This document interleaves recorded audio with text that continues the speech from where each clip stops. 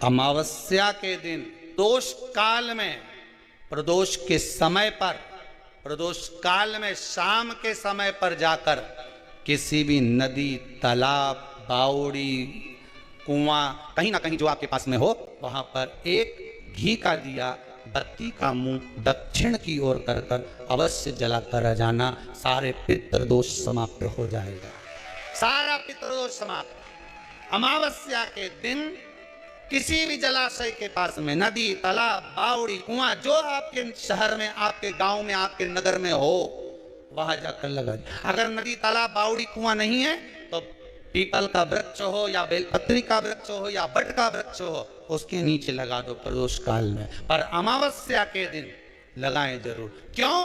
क्योंकि अमावस्या के दिन पितृ शाम के समय प्रदोष काल में शंकर भगवान का नाम जाप कर कर नदी, तालाब, बावड़ी पर पानी पीने जाते हैं। वहां से जल का आचमन कर कर पितृ अपने लोक को चले जाते हैं प्रदोष काल के समय पर। इसलिए प्रदोष काल में जलाशय के पास में, बावड़ी, कुआं, नदी, तालाब के किनारे पर दिया लगाया जाता है दक्षिण की ओर मुख कर कर बत्ती का। तो पितृ आशीर्वाद देते हुए जाते हैं कि फलो फूलो, आगे बढ़ो, उन्नति करो, तरक्की करो। ये पितरों का आशीर्वाद रहता है, पितरों का वर रहता है। आप देंगे उसको मिलेगा। पितृदोष है, ये आपको कैसे मालूम पड़ेगा?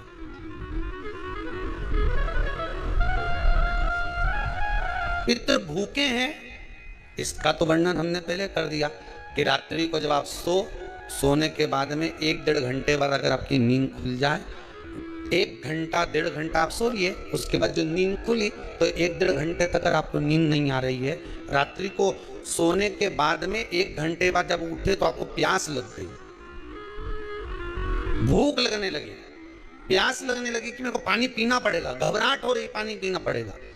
1-1.5 घंटे सोने के बाद अचानक नींद खुले और आपको प्यास लगे, समझ लेना आपके पितृ भूखे हैं और प्यास है, भूखे और प्यास हैं, उनको जल की जरूरत है। किसी भी नदी में, सरोवर में, कुंड में, बावड़ी में, तालाब में, आप तीर्थ में जाकर जब स्नान करते हैं तो स्नान करने के बाद एक काम का नियम बना लो कि अपने हाथ की अंजलि में जल लेकर अपने पूर्वजों को देना।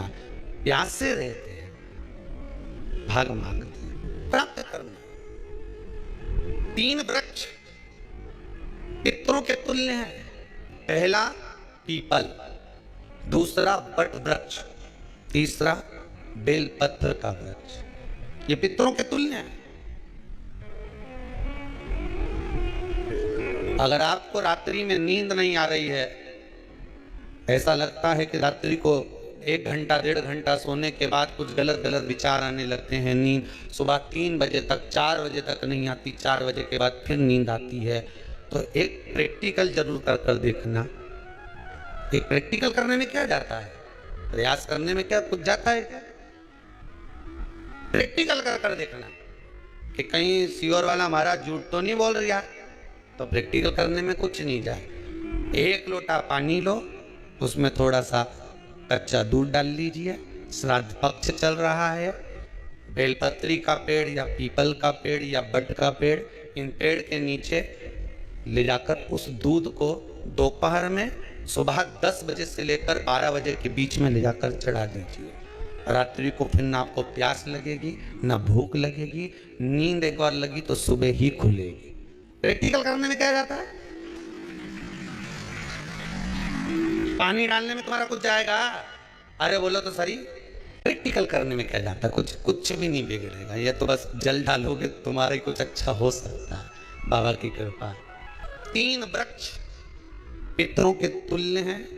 पहला जम के बोलिए पीपल, दूसरा बट वृक्ष, तीसरा बेलपत्री का वृक्ष।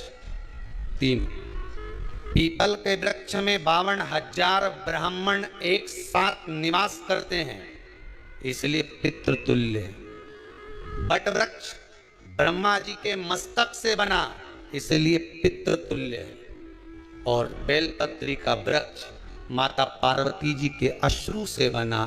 जब आंसू गिरे थे माता जगत जननी जगदम्बा पार्वती के, उस समय पर पितृलोक में हलचल उत्पन्न हो गई थी। हमारी नातिन की आंख में आंसू कैसे आ गए? मैनावती की पुत्री है, पितरों की नातिन, इसकी अश्रु कैसे गिर गए? पार्वती जी ने कहा ये आंसू नहीं, मेरा पुण्य भाग प्रकट करती हूं बेलपत्री के रूप में। तो पितरों ने वर दिया था कि ये बेलपत्री का वृक्ष हमारा आशीर्वाद है, इसके नीचे अगर कोई दीप लगाता है, शिव को स्पर्श कर चढ़ाता है, उसके पितरों की शांति होगी। हम स्वयं उसको आशीर्वाद देने के लिए पधारेंगे। बेलपत्र का वृक्ष पितृ तुल्य। तो रात्रि को अगर भूख लग रही है, प्यास लग रही है, तो पितृ दोष हो जाएगा, सारा पितृ दोष समाप्त। जिनके यहाँ पितृ दोष होता है, काल सर्प दोष होता है, वास्तु दोष होता है, तो उनको ज्यादा कुछ नहीं करना होना। महाराज एक बेल का फल लीजिए। क्या लेना है?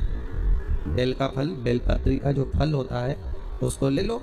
उसके अंदर का जो गुर्दा होता है, अंदर का जो भाग होता है, उसको निकाल लीजिए और उस बेल के फल में आटा सेक कर उसमें शक्कर मिलाकर उसको उसके अंदर भर लीजिए।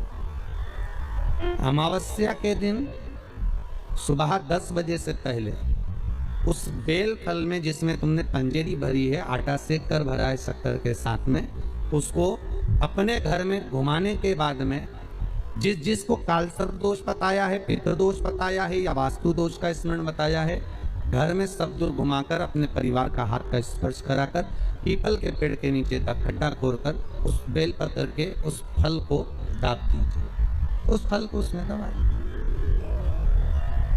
महाराज केवल एक अमावस्या करना रहता है, पितरों के दोष से मुक्ति मिलती है और हमारे घर के कार्य सफल होना प्रारंभ हो जाते हैं। कार्य की सफलता होती है, कार्य में सफलता प्राप्त होने लगती है। हम तो कई बार कहते हैं महाराज जी, अगर ऐसा लगे किसी औषधि को आप ले रहे हैं, मालूम पड़े कि औषधि आपको लग नहीं रही है, शिव महापुराण की कथा कर रही है, मान लो औषधि आपको नहीं लग रही, आपने औषधि बहुत दिनों से ले रहे हो, कोई दवाई, मान लो आप किसी भी दवाई को ग्रहण कर रहे हैं और वो औषधि लगी नहीं रही है, वो शरीर को लगी नहीं पा रही और आप ठीक ही नहीं हो पा रहे, 15 दिन हो गए, 8 दिन हो गए, बताओ, उतना की उतना ही कैटरीना है, उतना ही उतना अपना भरा हुआ, वही की वही लीवर, वही की वही किडनी, वही की वही स्मरण, सभी कुछ वही वही, उतने की उतना ही। बीपी भी ऊंचा नीचा चल रहा है पर लेवल में नहीं आ रहा, शुगर भी लेवल में नहीं आ रही। तो प्रयास करा करो महाराज, बेलपत्री के फल का जो गुर्दा है, अंदर का जो भाग है फल का, उसको पानी में गला लीजिए और प्रदोष कम से कम प्रदोष नहीं हो और बीमारी जरा दवाई लगी नहीं रही हो तो बिना प्रदोष के भी कर सकते हो। उसको पानी में गलाइए, आधा घंटा पानी में, जैसे आपको सुबह मंदिर जाना है 10 बजे, तो सुबह स्नान कर कर कम से कम 6:30-7 बजे उसको पानी में गला दीजिए और उस बेले के फल का गुर्दा से गला हुआ पानी शिव जी को ले जाकर समर्पित कर दीजिए। महाराज उस पानी में से थोड़ा सा 1 चम्मच पानी शिव जी पे चढ़ा हुआ लेकर आ जाइए। उस पानी को जो बीमार व्यक्ति है उसको औषधि देने से पहले मात्र आधी चम्मच से भी आधा चम्मच उसको दे दीजिए। भगवान शंकर का श्री शिवाय नमस्तुभ्यम का जाप कर उस पानी को देने के बाद अगर आप औषधि देंगे तो ये पक्का है कि औषधि अपना कार्य करना प्रारंभ कर देगी और वो स्वस्थ होना प्रारंभ होगा। वो स्वस्थ हो औषधि के लिए 7 स्थान शिवलिंग के बताए हैं जहां पर भूल से भी अगर कोई चंदन की उंगलियां लगा देता है। 7 स्थान ऐसे हैं जहां चंदन की मात्र उंगलियां लगा देने से ही शिव पितृलोक के पितरों को मुक्ति प्रदान करके वैकुंठ लोक का निवास देते हैं। 7 स्थान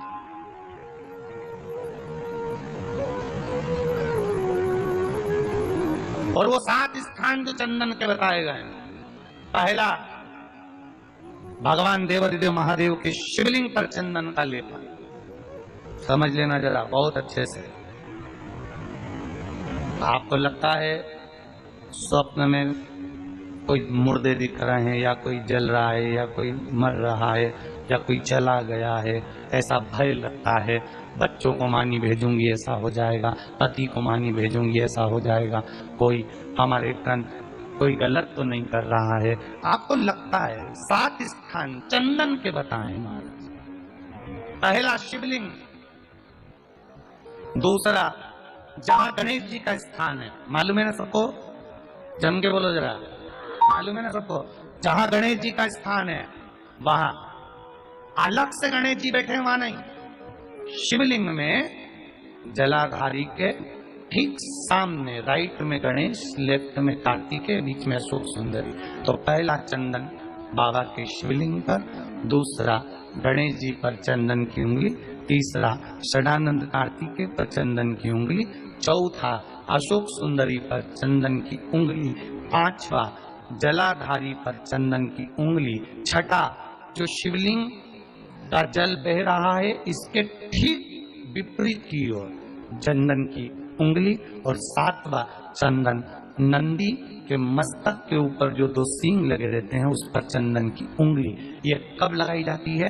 या तो अमावस्या के दिन। आपको लगता है कि हमारे पूर्वजों का उद्धार नहीं हुआ, हमारे पूर्वजों का कल्याण नहीं हुआ, कहीं अधोगति में कोई चला गया है, उसका बस एक बार, रोज नहीं जरूरत है, प्रतिदिन जरूरत ही नहीं, महीने में एक बार अगर अमावस्या के दिन भी आपने चंदन के थोड़ा सा चंदन अगर मेरे देवादिदेव महादेव को 7 स्थान पर समर्पित किया है। अशोक यहाँ पर वर्णन कर रही है, मैना, धन्य और कला की कथा कर रही है। तीनों ने सनकादि ऋषियों से मांगा।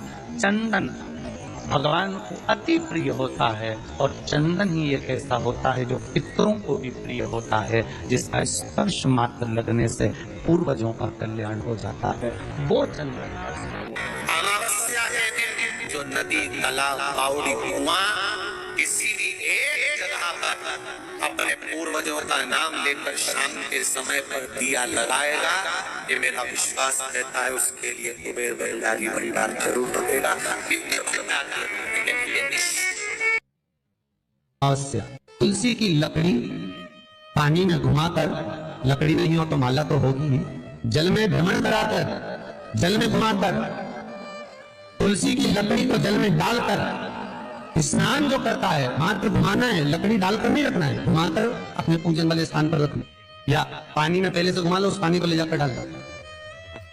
अमावस्या स्नान जो जीव करता है, शिव महापुराण की कथा कहती है, जितनी वर्ष में सोमती पड़ती है, सोमती अमावस्याएं पड़ती हैं, शनिचरी अमावस्याएं पड़ती हैं, सारी अमावस्या का पुण्य उस जीव के खाते में चला जाता है। और अच्छे से ध्यान रखिएगा, आप ब्राह्मण को भोजन कराएं ना कराएं, आपने धूप छोड़ी ना छोड़ी वो पता नहीं, गाय को रोटी दी ना दी, स्वान को भोजन दिया ना दिया, कौवे को भोजन दिया ना दिया, चलेगा। पर अमावस्या के दिन, उस दिन प्रदोष काल में, प्रदोष के समय पर, शाम के समय पर जाकर किसी भी नदी, तालाब, बावड़ी, कुआं, कहीं ना कहीं जो आपके पास में हो, वहां पर एक घी का दिया, पत्ती का मुंह दक्षिण की ओर कर अवश्य जलाकर जाना, सारे पितृ दोष समाप्त हो जाएगा। इससे निवेदन है, माताओं से निवेदन है, मान लो आपको कोई ब्राह्मण देवता ने कहा कि आपके यहाँ पितृ दोष है, तो आपको घबराना नहीं है कि महाराज जी मुझे क्या करना पड़ेगा। पितृ दोष है, एक चावल का दाना घर में से लीजिए, हथेली पर रखिए, पानी का जो मटका होता है, हंडा होता है, पानी का जो मटका है, हंडा है, जहाँ पर रसोई घर में तुम पानी रखते हो, उस हंडे के पास में, मटके के पास में उस चावल के दाने को लेकर जाइए, अपने पितरों का स्मरण कर स्वधा स्वधा स्वधा स्वधा स्वधा 5 बार बोलकर शंकर भगवान के शिवलिंग पर, तुम्हारे घर में शिवलिंग हो तो घर में, और अगर मंदिर में शिवलिंग हो तो मंदिर में, उस चावल के दाने को चढ़ा दीजिए। कैसा भी पितृ दोष होगा समाप्त हो। कि गाय जब अपने बछड़े को दूध पिलाए और बछड़े के मुख पर जो फेन आए उस फेन को अमावस्या के दिन दोपहर में 12 बजे चम्मच में लेकर जो बच्चा चिड़चिड़ करता हो या पढ़ाई में मन नहीं लगता हो या दिमाग थोड़ा सा कमजोर हो, डॉक्टर के इसका विवेक काम नहीं कर रहा, बुद्धि काम नहीं कर रही है, उस बच्चे को 2 या 3 अमावस्या गाय जब बछड़े को दूध पिलाए, बछड़े के मुंह पर जो फेन आता है वो फेन उस बच्चे को पिला दिया जाए तो बच्चा विद्वान होता है, उसका विवेक काम करना प्रबल हो जाता है।